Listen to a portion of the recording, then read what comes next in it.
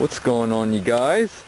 I'm in front of my 1997 GMC Sierra Z71 to show you the audio system setup, or the audio setup.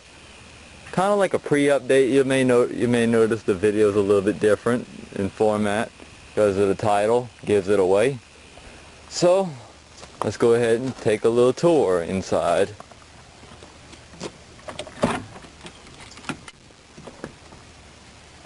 Open up the third door because there's another topic that's also dealing with the audio system related in the back, which I'll get to. But first we're going to start off by showing you what kind of head unit I got. Y'all may notice from my last update video, and for those of you who are watching for the first time, may notice the head unit I got. This is a Pioneer DEH-X26UI, which has 4 different sources. You got regular radio, front auxiliary, USB, and CD. And the CD player uses the WMA and MP3 formats, which is pretty nice. And I even got a CD holder for one of them typical CD holders you can get at Walmart. And actually, I sometimes might like to play CDs. Sometimes, if I have any CDs laying around, I can just use the traditional format of CDs. But I don't hardly play CDs. But I have it just in case if I want to listen to some certain CDs, like a mix CD. You know what I'm talking about. And that's another. I also like it because it has these 2 featured functionalities. Because the main reason I like to have the USB is for like a flash drive. I can just stick it in there and have all my music. Or sometimes I can use an MP3 player. You can just plug in more than MP3 players and flash drives, like iPods or iPhones or any other smartphone, and you can even charge your smartphone through this little USB port. Pretty much like to have a little bit of convenience in my truck. I even got this auxiliary port for like passengers or anybody with MP3 players or anything that uses the 3.5mm adapter. And if I have passengers that want to listen to Pandora, they can go ahead and plug their smartphone in that little auxiliary port. Y'all know how these aftermarket stereos work with your typical 6-button preset for your stations. Has the removable faceplate. I even changed my dash kit. I put the more flat one just to give it a more clean look. When I had my Kenwood head unit, it was sticking out the dash a little bit, and plus my Kenwood only had the auxiliary port. Plus a friend recommended me to get a Pioneer, so I went with my friend's suggestion and replaced my Kenwood for a Pioneer. And I even replaced the outboard CD player that this truck came equipped with back in '97 when it was brand new, with a in-dash pocket that you can usually easily find in like a base model Chevy pickup or GMC Sierra with the SL trim, or an optional in the SLE trim. But this truck has the SLT trim, which this truck was fully loaded. And the good thing that I like about having this Pioneer is this remote, which I can let up the back passengers control the radio that are sitting in the back seat. But no one hardly rides in the back seat, just in case if somebody's riding in the back and want to control the radio, they can just simply use that little remote and control the radio from right in the middle. And for speakers, I have 2 Pioneer 6.5s, bought around the same time when I got my Pioneer head unit. They were easy install. I just spliced them together like I did with all 4 speakers. Till you can see the Pioneer speaker. I even got another Pioneer speaker mounted.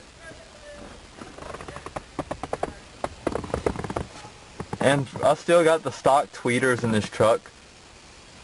But you can change the tweeters from the factory location. I've seen it done before by easily pulling this part out, and you can put like aftermarket tweeters in this truck. And let's take a tour to the back. This is where it gets real interesting. Done this last week on Thursday. Let me show you what I all had to take off to change these rear speakers. I had to take this floor seal out on both sides, to both driver and passenger. I had to take this piece off a little, just to take it off a little, to loosen it up. I had to loosen it up a little bit just to get this pillar off, and loosen this seat belt, take that bolt off on that seat belt, which is a T50 Torx, and pop this little cover off where my finger's at to remove this pillar. And once I get into the back seat, this is where some stuff gets real interesting, because the speakers that this truck uses are 4x6s, and I have to remove this piece on this side and take this whole entire bottom piece, including this little storage bin, removing this armrest and ashtray and opening up the window a little bit. The only part I couldn't remove is this top part of the seat belt. Had a hard time getting it off. I didn't really bother about taking this off. I found another way around it. I was able to pull back on the top piece a little bit. This part right here. The only part in removing that screw, just to make it easier to access these speakers. And you didn't have to take off this top panel where I'm have my hand on, which I notice a lot of people, when they try to change these speakers in these Chevrolet trucks, they usually end up trying to take off this top panel, which this top panel is known to break, or this overhead, because one guy was like, oh, that overhead piece surely loves to break. And I had to take off this piece behind the back seat and remove the back seat. But I had to do the back seat first before I take all the paneling off. I had to buy the rear speakers off of eBay. Paid like $32 or $35 for them. They were like $35, but I got a good deal for like $32 on eBay. And they directly mounted in, no problems. Splice them together and they sound much better. But a lot of people say, oh, that's just your typical filler noise, and you're better off changing the doors. But it wasn't hard like other people said it was in the forums. I'm glad I got better speakers in the back. And the first time I thought my stock speakers went out.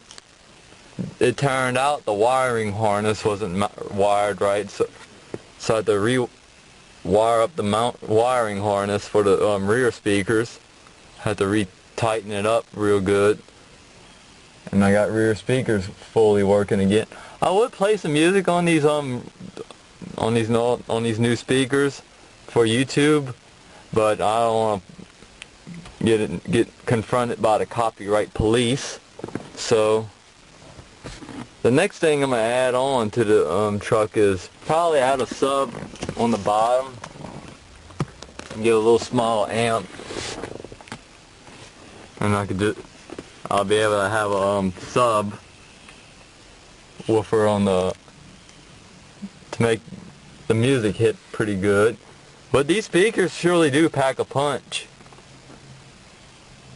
because when I put these new speakers in, they start like vibrating the doors. Once I put them Pioneers in, because I got all Pioneer speakers.